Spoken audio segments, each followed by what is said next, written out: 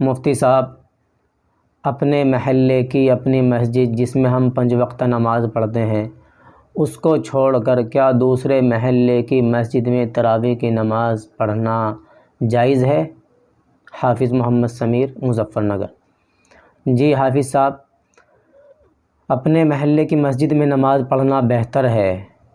اس لیے کہ احادیث میں آیا ہے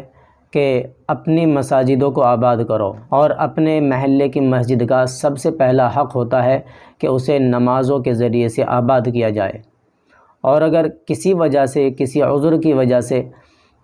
آپ پڑھنا چاہتے ہیں دوسری مسجد میں تو اس میں بھی پڑھنے میں کوئی حرج نہیں ہے، اس لیے کہ نبی کریم علیہ الصلاۃ والسلام نے ارشاد فرمایا